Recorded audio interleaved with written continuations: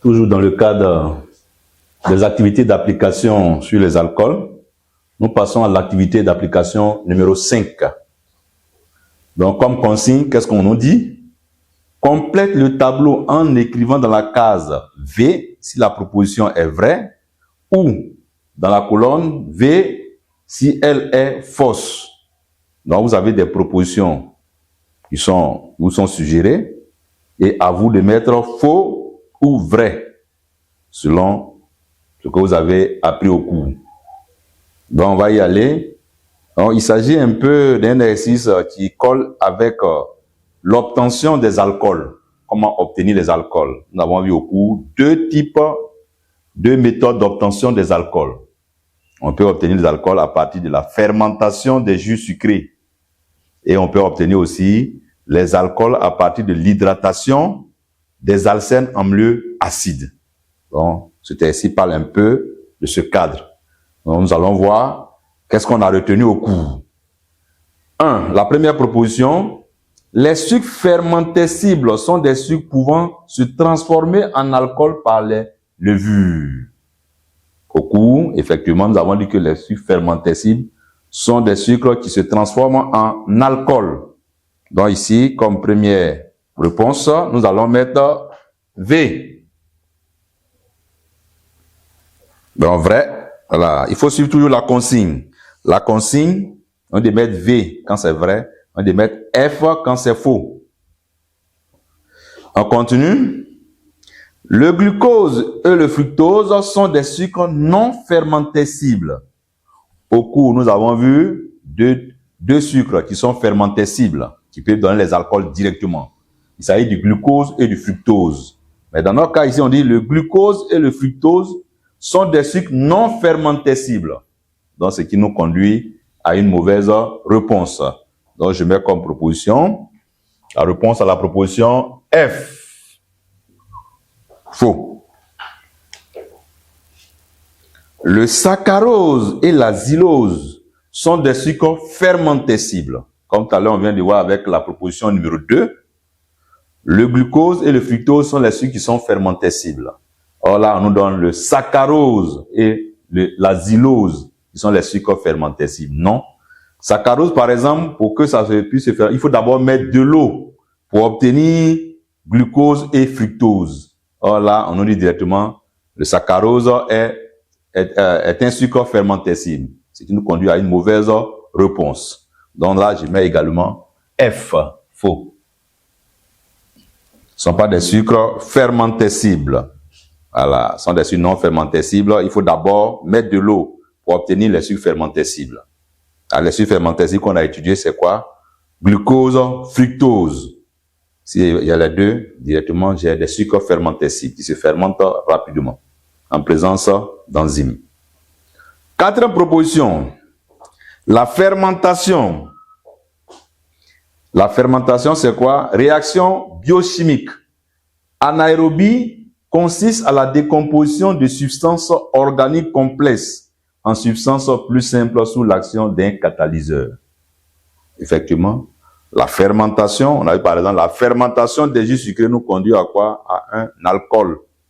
Donc là, à un alcool avec le dioxyde de carbone. Donc, c'est-à-dire c'est la décomposition. C'est un composé organique au départ, constitué de carbone, vous avez une chaîne carbonée, et quand vous allez mettre un catalyseur, vous allez obtenir des composés plus simples. Donc, ce qui nous conduit à une bonne réponse. Vrai.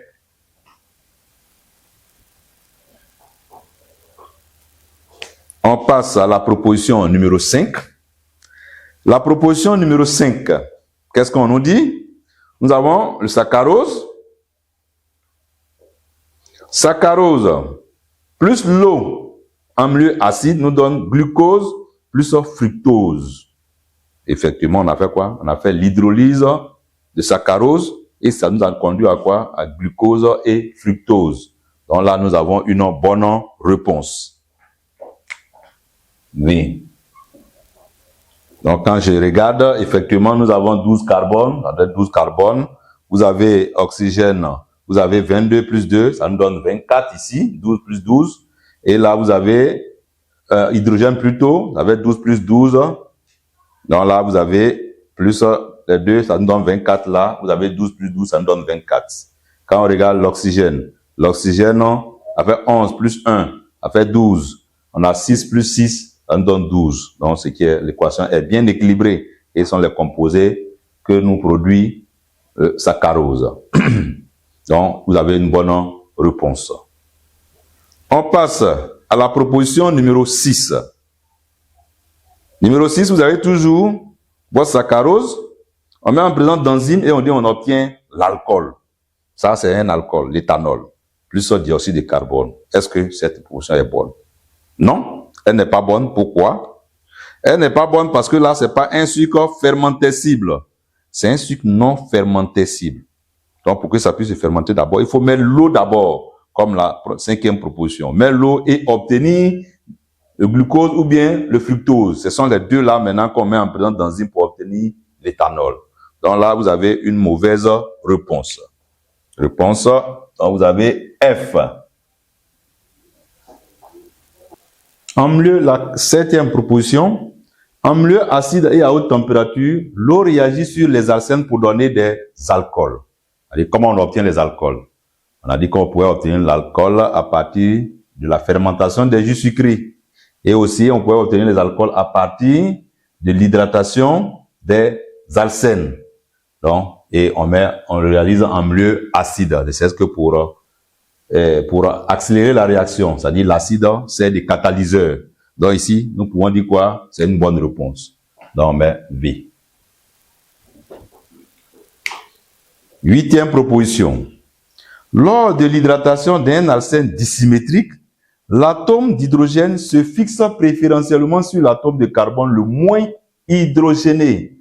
C'est la règle de Markov-Nikov. Que nous dit la règle de Markov-Nikov d'abord? Donc, je dois connaître la règle de Markov-Nikov. La règle de Markov-Nikov nous dit quoi? Nous dit, lors de l'hydratation d'un arsène dissymétrique, le groupe OH se fixe préférentiellement sur l'atome de carbone le moins hydrogéné. C'est le groupe OH, le groupe hydroxyle. Il se fixe sur le carbone le moins hydrogéné. Or, dans notre cas, si OH se fixe sur le carbone le moins hydrogéné, ça veut dire quoi? Le H va se fixer sur le carbone le plus hydrogéné. Dans cette proposition, on nous dit, lors de l'hydratation d'un arsène dissymétrique, l'atome d'hydrogène, c'est l'atome d'hydrogène qu'on a pris comme référence, se fixe préférentiellement sur l'atome de carbone le moins hydrogéné. Ce qui est faux. Voilà. Si on nous avait mis, par exemple, le groupe OH, dans ce cas, c'était une bonne réponse. C'est ce que nous dit la règle de Markov-Nikov. C'est le groupe OH qui se fixe préférentiellement sur l'atome de carbone le moins hydrogéné. Or, on nous parle de l'atome d'hydrogène.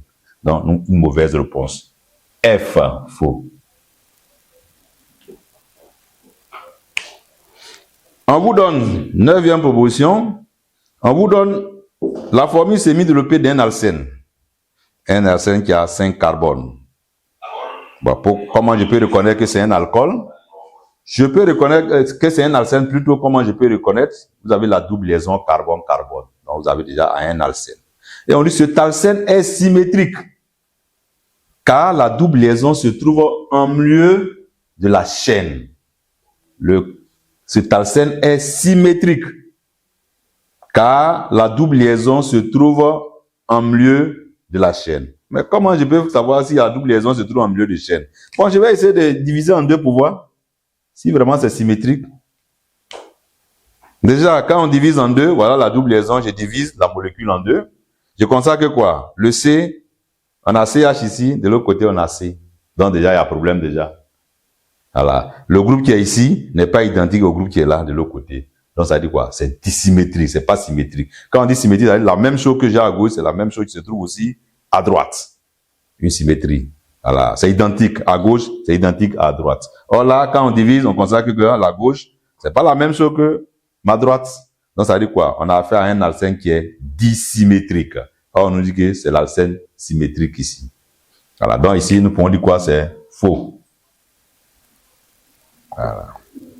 Cet arsène est symétrique car la double liaison se trouve en milieu de la chaîne. C'est pas symétrique. C'est un arsène qui est dissymétrique. L'hydratation de cet arsène conduit majoritairement à un alcool tertiaire. On va essayer de voir. On vient de confirmer que c'est un arsène qui est dissymétrique. Or, au cours, nous avons dit, un alcène dissymétrique conduit à deux produits, deux alcools. Vous avez un alcool qui est majoritaire, qui est l'alcool de classe élevée, et un alcool minoritaire. Voilà. Donc, nous allons regarder quels sont les deux alcools qu'on peut obtenir. D'abord, vous pouvez avoir le OH qui peut se fixer ici. Et le H se fixe de l'autre côté. Lorsque le OH se fixe là, ça veut dire quoi? On a affaire à un alcool de classe 2, un alcool secondaire. Si le OH se fixe ici, on constate que quoi? Le carbone fonctionnel est relié à 3 carbones directement. Donc ça veut dire quoi? On a affaire à un alcool tertiaire. Or, on a dit quoi? Lors de l'hydratation d'un alcène dissymétrique, le produit qui est majoritaire, c'est celui qui a la classe la plus élevée. Donc, on a alcool secondaire qui est possible ici et alcool tertiaire. Parmi les deux, c'est l'alcool tertiaire qui est plus élevé. Donc, on a dit quoi? L'hydratation des céréales conduit majoritairement à un alcool tertiaire. Donc, ça veut dire quoi? Nous avons une bonne proposition, une bonne réponse. On met V. On met V. L'hydratation, on passe à la dernière proposition. L'hydratation d'un alcène symétrique conduit majoritairement à l'alcool dont la classe est la plus élevée. Alcool, on a dit on parle alcène symétrique. Donc je reviens ici un peu. Alcène symétrique, on peut avoir par exemple R, CH, R. Les deux R sont identiques. Donc si je divise en deux, au milieu, toujours la double liaison, je constate quoi? Ce groupement est identique à ce groupement qui est là. Dans ce cas, on dit quoi? On a un alcène symétrique. Mais on dit quoi? On fait l'hydratation. Quand on fait l'hydratation, j'ajoute l'eau, c'est-à-dire HOH. Cela peut me conduire à quoi? À deux produits différents. Je vais voir les deux produits qu'on peut obtenir. RCH, OH, CH2, R. On peut obtenir, on dit là, on a mis le OH ici, on a mis le H. Si on inverse les deux, qu'est-ce qu'on aura? On aura aussi R, CH2, CH, et on aura OH ici, R. Est-ce que ces deux produits sont différents? On regarde. Quand on prend par exemple R, on a R, ce R là, relié à CH, OH. Après, nous avons quoi? Nous avons CH2R. Donc, les deux produits sont identiques. Les deux sont identiques. Donc, c'est un seul produit qu'on obtient dans le cas des alcènes symétriques. On n'a pas deux produits. Or, nous, la proposition, on nous dit quoi ici? L'hydratation d'un alcène symétrique conduit majoritairement. Donc, quand on dit majoritaire, ça veut dire forcément il y a minoritaire. Or, ici, nous avons un seul produit. Donc, c'est dit que quoi? C'est dit que la proposition n'est pas bonne. L'hydratation d'un alcène symétrique conduit, si on nous disait conduit à un seul produit, dans ce cas, c'était une bonne proposition. On dit majoritairement. Donc, quand on dit majoritairement, ça veut dire qu'il y a un qui est minoritaire. Et il n'y a pas de produit ici. Donc, ça veut dire qu'on a une mauvaise proposition. Et là, nous allons mettre F. Voici un peu le cas d'exercice où ça nous fait référence à comment obtenir les alcools par l'hydratation des jus sucrés, par fermentation des jus sucrés et par l'hydratation des alcènes. Mais les alcènes, on peut avoir quoi? On peut avoir deux types d'alcènes. Alcène symétrique, alcène dissymétrique. Alcène symétrique, l'hydratation conduit à un seul produit. Le produit est unique, c'est un seul produit. Alcène dissymétrique, cela conduit à deux produits, mais il y a un qui est majoritaire. Quel est celui qui est majoritaire? Pour savoir celui qui est majoritaire, il faut toujours appliquer la règle de Markov-Nikov, qui nous dit quoi? Que lors de l'hydratation, l'alcène, l'atome, le groupe OH se fixe préférentiellement sur l'atome de carbone le moins hydrogéné. Donc, je vais regarder le cas où OH va se fixer sur le carbone qui a moins d'hydrogène. C'est lui qui sera majoritaire et l'autre sera minoritaire. Donc, chaque fois, la remarque, vous allez constater que quoi? L'alcool obtenu de classe élevée est majoritaire par rapport à l'alcool obtenu de classe moins élevée. Donc, il faut regarder. Si j'ai alcool secondaire, alcool primaire, c'est alcool tertiaire. Si j'ai alcool secondaire, alcool primaire, ça veut dire c'est l'alcool primaire. Voilà. S'il y a l'alcool secondaire, l'alcool tertiaire, ça veut dire majoritaire, c'est l'alcool tertiaire. Donc, chaque fois, je vais regarder l'alcool qui a la classe la plus élevée. Et voilà un peu le cas de notre activité d'application numéro 5. Merci.